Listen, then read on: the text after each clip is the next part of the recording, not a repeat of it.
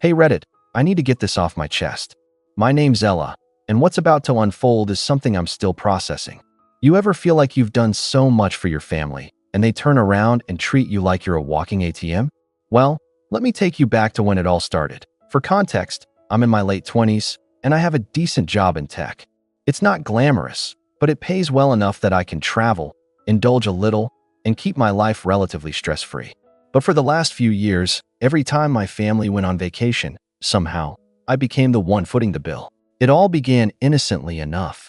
I started out paying for small things, meals here and there when they visited, an occasional birthday gift that wasn't quite enough to make me feel like I was being used. Then, one year, my family decided to go to the Bahamas for a vacation. It was supposed to be a family reunion of sorts, and I thought, why not? I'll cover a few expenses. You know, like helping them with the flights or covering the house rental. But that was just the beginning point. 1 year turned into 2, then 3, and suddenly, I was paying for the entire vacation. Every year. Flights, accommodations, the works. The thing is, I never asked for this. I never even offered. It just kind of happened. First, it was my parents, then my siblings, and eventually, my cousins jumped in. All of a sudden, I was the go-to person for travel money. And don't get me started on the guilt trips. It was always, Ella, we know you have the money. You're doing so well in your career. We can't afford it, and you know we need this time together as a family. You don't mind, right? Every time I felt uneasy about it, I'd push those feelings aside. I'd tell myself it wasn't a big deal because family is family, right?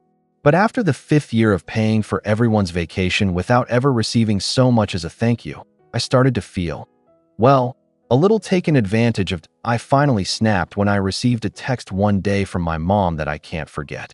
I had just come back from a grueling work trip and was lying on my couch, catching up on sleep. My phone buzzed, and it was from my mom.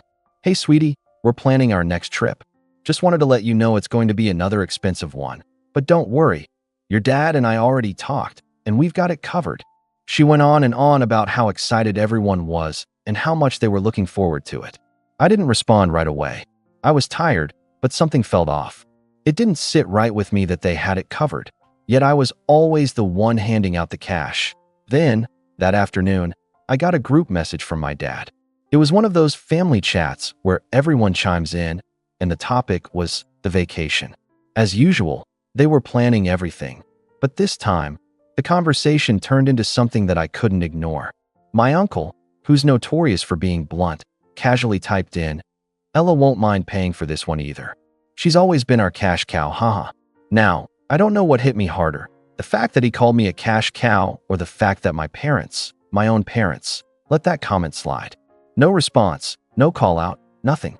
The message just hung there like an elephant in the room. They didn't even acknowledge it. And here I was, the one who had been paying for the trips for years, and this was the thanks I got. For a minute, I was in shock. I reread the message a few times, and it hit me like a ton of bricks. They were all in on it. They didn't see me as family. They saw me as a walking bank. It was like I'd been hit by a wave of realization. My generosity was being taken for granted. I didn't respond to the message. I just stared at the screen, my mind racing. That's when I made a decision. I was going to let them pay for this vacation themselves. I didn't tell anyone what I was planning. I didn't even hint at it. I just stayed silent, waiting for them to come to me when the time came.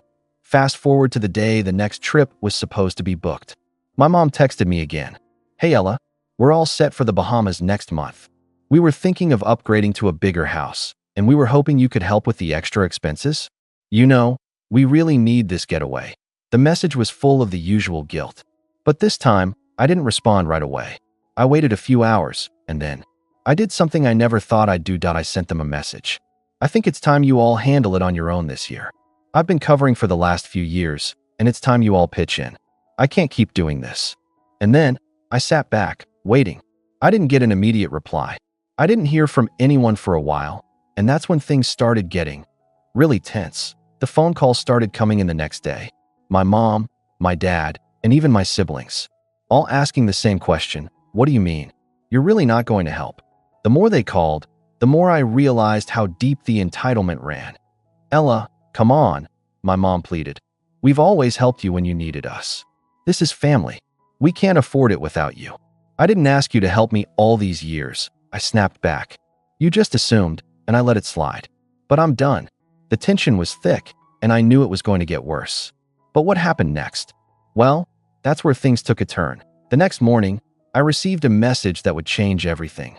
The message I received the next morning was from my dad, and it wasn't what I expected at all. It was brief, but it hit me like a punch in the gut. Ella, I need you to come to the house. Your mother and I need to talk. Now, I wasn't exactly thrilled about the prospect of sitting down with them, especially after what had just happened. But I knew avoiding this conversation would only make it worse. So, I drove to their house, my stomach in knots. When I walked in, my mom was sitting at the kitchen table, her arms crossed, looking more serious than I'd ever seen her. Dad was pacing back and forth, clearly agitated. Ella, you don't understand, my dad started. We didn't want to ask you for money again, but this is different. We've always helped you, and now it's your turn. I could feel my heart racing. I've been helping you for years. I don't know how many times I've paid for flights and trips and houses, but I can't keep doing it. It's not fair. Mom sighed. You've always been the one with the money, Ella. Why are you being so difficult? We've always done this together. This is just a little help, a little favor for the family. Why are you making it such a big deal? Her words stung, but I bit my lip and stayed calm. It's not just a little help anymore. It's always me, and I'm tired of it. You're our daughter. You should want to help us. You owe us, Dad suddenly snapped, his voice rising. The word, "oh," made my blood boil. I don't owe anyone anything, I said, struggling to keep my composure. I've helped because I wanted to, but that's not the same as being taken for granted. My mom's eyes narrowed, and she got up from the table, walking toward me. So you're saying you won't help your family when we need you? After everything we've done for you? You're just going to abandon us? Her voice cracked, and I could see her trying to manipulate me with guilt, but I wasn't having it anymore. No, I'm not abandoning you. I'm just saying no. You all can handle it on your own this time. For a moment, the room was silent. I could feel the tension rising, but I wasn't backing down. Then, my dad, his face flushed with anger, slammed his fist on the table. You selfish little brat. We raised you to be better than this. What happened to the Ella who cared about her family? He shouted. My mom immediately jumped in, trying to back up his words. This is the thanks we get for supporting you all these years? I stood there, my heart pounding. I was done. I had been walking on eggshells for too long, doing things to keep the peace. But this was it. It wasn't just the money. It was the way they saw me, not as their daughter, but as their financial safety net. I turned to leave, but as I reached for the door, my dad stopped me. Ella, if you walk out of here now, don't bother coming back. We're done. I didn't say a word. I just walked out. The next few days were interesting, to say the least. My phone was blowing up with messages and calls from my parents, my siblings, even a few distant relatives. But this time, it wasn't just about the vacation. It was about everything I'd ever done for them. My oldest brother, Mark, called me first. Ella, what the hell is going on? Why are you being such a diva about this? We've always helped each other out. I snapped back, yeah, always me helping out. I've had enough. Mark sighed. This isn't you. What's the real problem? Why are you being like this? I wasn't going to let him gaslight me into thinking I was in the wrong, so I laid it out. The real problem is that every time we go on vacation, I end up paying for everything, and no one even cares. I've been the family ATM for years, and you all just assume I'll cover it. I could hear the hesitation in his voice. But we're family, Ella. You're supposed to help family. Help family? I couldn't help myself. You know what's funny? You've never helped me when I needed it. I've always been the one carrying all the weight. Mark didn't respond, but I could tell I had struck a nerve. It was silent for a beat before he said, okay, fine. But don't say I didn't warn you when it all blows up. That was the first taste of what was to come. It wasn't just my parents. It was the entire family turning on me. Every time I checked my phone, there was a new message, a new guilt trip, a new threat of what would happen if I didn't come through. But the thing is, I was past the point of caring. I had been pushed to my limit, and I wasn't going to fold. But the real kicker came when they all started talking behind my back. Literally. I found out through one of my cousins that my parents had sent a message to the rest of the family about me. They were making it seem like I was the unreasonable one. Ella's being selfish, they said. She doesn't care about family anymore. It was a smear campaign, and it was working. Everyone started turning against me. I was the villain now. A few weeks went by, and I was starting to feel the weight of everything. My phone had become a constant source of stress, but I didn't respond to anyone. I kept my distance. Then, out of nowhere, I got a call from my dad. I was in the middle of work, but I answered anyway. I had a feeling this was the moment things were about to take a turn for the worse. "Ella, listen," my dad said, his tone much softer than it had been before. "I'm sorry. Your mom and we've been thinking. Maybe we've pushed too far. Maybe we didn't appreciate everything you've done." I almost laughed, but I didn't. This wasn't about an apology. This was about saving face. "You think?" There was a long pause before he spoke again. "We need you for the trip. You know we can't do it without you." I wasn't going to make it easy for him. "I think you should figure it out on your own. You always said we were family." Well, family helps each other without expecting everything in return. "Please, Ella. We're sorry," he begged. "Just this once." And that's when I decided to play my hand. I knew exactly how this was going to end. But what did I do next? As soon as my dad said those words, "just this once," I felt my patience snap. I wasn't going to be the one to fix their mess this time. I had done it for years, and every single time.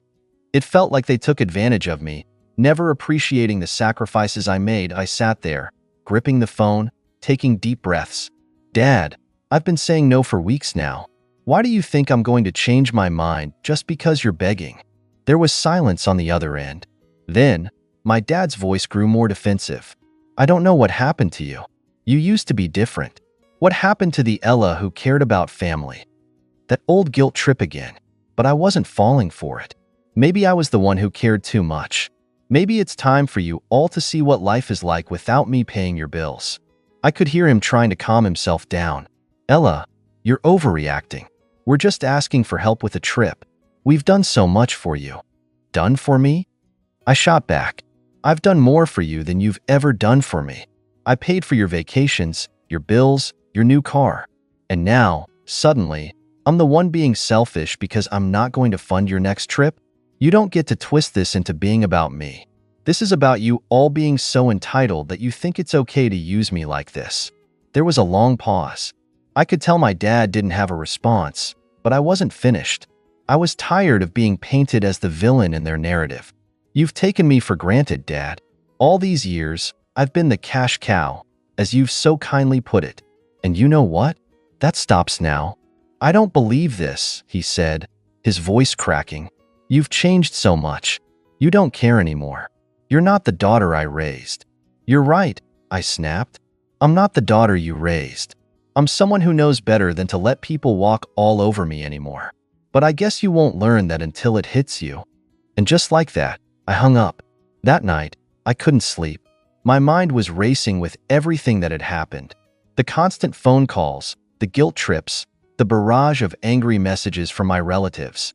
It felt like they were all turning on me, calling me selfish, saying I was throwing away years of family loyalty. It was suffocating, and I was starting to feel isolated. The next morning, I got a text from my mom. It was a simple but telling one. "Ella, you've hurt us. We've been trying to make things right, but you're pushing us away. Is money really more important than family?" I sat there staring at the message for a long time. I could feel my anger bubbling up again. Money was not the issue. It was the manipulation, the constant using of me, the never-ending assumption that I was always going to be their solution to everything. I wanted to respond, but I decided to wait. I had to think this through carefully. I needed them to understand the gravity of what they were doing, and I needed them to realize they couldn't always depend on me to bail them out. A few days later, my parents sent me a message, one that was different from the others. It was an invitation to their house. They said they wanted to talk and make things right. I knew what this was. Another attempt at manipulation. I felt a sense of resolve in me. They thought they could just pull me back in with a few empty words. They didn't know that this time, I was going to make sure they felt the consequences of their actions. I showed up at their house, but I wasn't prepared for what happened next. My dad opened the door, and before I could say a word, he stepped aside to let me in. "Ella, we've been thinking," he began. "We've been too hard on you. And we just wanted to say, we're sorry. We didn't mean to make you feel like a cash cow." I had to stifle a laugh. He was trying so hard to sound genuine, but I could see right through him. "You know, that's funny," I said, my voice calm, almost too calm. "I've been saying no for weeks now, and all of a sudden, you're sorry? You're really trying to pull the wool over my eyes with this, aren't you?" "Ella, we mean it," my mom chimed in. We were wrong. We just didn't realize how much you were carrying." "Oh, you didn't?" I asked, raising an eyebrow. "Because for years, I've been telling you how much I'm doing. But you all only ever saw me as the one who could fix everything." There was an uncomfortable silence. My parents shifted uncomfortably in their seats, but I wasn't done yet. I had something planned, something they would never expect. "I've been thinking about your trip," I continued, leaning forward. "And you know what? I've decided I'm not going to pay for it. But here's the kicker." I paused, watching them both closely. I could see the panic in their eyes. They were finally starting to realize they weren't going to win me over with a quick apology. "You can't afford it. I'm not coming to your rescue this time. You'll have to find another way to make it happen. I've already decided I'm done being your safety net." I stood up, and just as I was about to leave, my dad, looking defeated, spoke. "Ella, please don't do this." I didn't say another word. I walked out, feeling a strange sense of satisfaction, but I knew this wasn't over. They had no idea what I was about to do next. I didn't say another word. I walked out, feeling a strange sense of satisfaction, but I knew this wasn't over. They had no idea what I was about to do next. For the next few days, I let the silence hang between us. My parents sent me messages, of course, but I didn't bother reading them. They were all the same pleas for me to come back, to forgive them, to be the family I once was. Honestly, it felt good to finally not respond, to not feel like I owed them an explanation. But what I didn't expect was what happened next. One evening, about a week after the confrontation, I was sitting at home, scrolling through some emails, when I got a call from my dad. I stared at the phone, hesitation in my chest. Part of me wanted to just let it ring out, but another part, a part one couldn't ignore, knew this was the moment. The moment where things would either break completely or take a different turn. I answered. "Ella," my dad said, his voice trembling just enough to make me pause. "We need to talk." "About what?" I replied, trying to keep my tone as calm as possible, though my heart was racing. "You know, I'm sorry for what happened, but we've been talking. Your mother and I. We can't just sit back and let you throw everything away like this. You're part of this family. You owe us." His voice had that familiar edge to it, that one that always tried to make me feel guilty, like I was the one causing the problems. I almost laughed, but I bit it back. "I don't owe you anything. You've used me for years, and I'm done with it. This isn't about family. It's about you being upset that your free ride just ended." There was a long pause. I could hear him sigh heavily on the other end. "Ella, we've had a plan. A big plan. Something we were going to share with you after we got back from our trip, but I guess it's pointless now." I narrowed my eyes, unsure whether I should feel alarmed or amused. "A plan? What? You're going to try to guilt trip me into coming with you on your next vacation?" "No," he replied, his voice turning serious. "It's more than that. We were going to give you a percentage of the inheritance early. We know you've been struggling, and we thought you might want to use it to get yourself back on track. But now? Forget it." I froze. My brain struggled to process what he was saying. "An inheritance? Early? Wait," I said slowly. "You were going to give me money? After all of this?" There was an almost bitter laugh on the other end of the line. "We didn't want you to feel like we only saw you as a cash cow, Ella. We thought maybe this would help you understand that we cared about you." I sat there for a second, stunned. The audacity. The absolute nerve of them. After everything, they thought money would be enough to fix it? They thought I would cave just because they were throwing some cash my way. I took a deep breath, forcing my voice to stay steady. "Keep your inheritance. It's too little, too late. You can't buy me back, not this time. You'll regret this," my dad spat. "We won't be here forever. You'll come crawling back when you realize what you lost." I hung up, and for a moment, it felt like the weight of the world had been lifted off my shoulders. But I knew that wasn't the end. Oh no, they wouldn't let me walk away that easily. I was right. A few days later, as I was sitting on my couch, minding my own business, I got an email. At first, I thought it was from work or maybe spam, but when I opened it, my stomach dropped. The subject line was simple: "We need to talk about this." It was from my mother. I opened it. It was a long message, full of anger and hurt. But what caught my attention was the last line. "You'll see just how much family means when we're gone." I didn't understand. What did she mean by that? I checked my phone, but there were no calls, no messages. Still, the weight of that sentence lingered. When we're gone. Then, something clicked. They were going to cut me out. They were going to make me the villain in all of this, and they were going to play the victim. They were going to turn every friend, every relative, against me if they had to. They weren't just mad that I refused to pay for their vacation anymore. They were hurt because they lost their source of income. And they were going to make sure I felt the consequences of it. I wasn't going to let them. Not this time. If they wanted to play dirty, I was ready to fight back. A week later, I saw a post from my mom. It was on Facebook, shared with all of our family and friends. It was a picture of my parents smiling at a resort, holding drinks in their hands. But the caption? That was the kicker. Sometimes you have to learn the hard way that family doesn't always have your back. Just because you give doesn't mean you'll receive. Be careful who you trust. I stared at it for a while, the words sinking in. They weren't just trying to punish me. They were trying to publicly shame me, make me look like the bad guy in front of everyone. And that was where they made their mistake. Because now, I had a plan. I stared at my mom's Facebook post, feeling my anger simmering beneath the surface. This wasn't just about the vacation anymore. They were playing dirty, trying to paint me as the villain in front of everyone. It hit me hard, but I wasn't about to let them get away with it. I knew what I had to do. I spent the next couple of days pulling everything together. I had all the evidence I needed. Text messages, bank statements, and emails. Everything that showed just how much I had given them over the years. They'd been more than just entitled. They'd been manipulative, using guilt to get me to pay for their vacations, their bills, everything.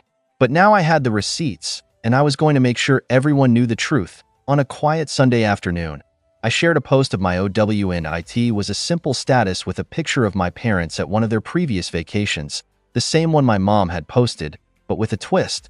I attached a screenshot of a text message from my dad where he literally said, "She won't mind paying for the trip. It's her job to help us." Then I added the message, "To everyone who's been wondering what's really been going on with my family lately, here's the truth. For years, I've been paying for vacations, bills, and things that I wasn't even asked for. It wasn't out of love. It was because I was guilted and manipulated. I'm done. No one gets to use me anymore." The post went up, and within hours, it was shared by dozens of family members and friends. People I hadn't even heard from in years were messaging me, asking what had happened. Some were supportive, others were shocked. But the most important part? My parents couldn't escape it. The fallout was almost immediate. Why, Mom called me, frantic. "What did you do?" she demanded, her voice shaking with a mix of anger and fear. "You've ruined everything. People are asking questions, and now they think we used you. We were helping you." "Helping me?" I scoffed. "You were using me. Don't twist the truth to make yourself look better. The only thing you ever helped me with was enabling me to keep paying for your lives while you ignored mine." She didn't have a comeback for that. She just hung up. But the drama didn't stop there. The entire family was in an uproar, with relatives reaching out, calling me everything from selfish to entitled. My parents were doing damage control, trying to spin things in their favor, but it was clear they couldn't recover from the truth I had exposed. The reality was out, and there was no going back. A few days later, I got an unexpected call from my uncle, who was one of the few relatives who had always been supportive of me. "Ella, I saw your post. You did the right thing," he said, his voice surprisingly calm. "We've all known about your parents' manipulation, but no one had the guts to say it. You've got family here who actually cares about you, and will support you, no matter what." Hearing that honestly brought me to tears. I'd always been told that family was supposed to have your back, but until then, I didn't realize just how much support I had from people who truly cared. By the end of the week, my parents had tried to reach out, but this time, I didn't answer. The games they'd been playing for years were finally over. I was done being their cash cow, and I had made sure that everyone knew exactly who they were. The truth had come out, and for the first time in a long time, I felt free.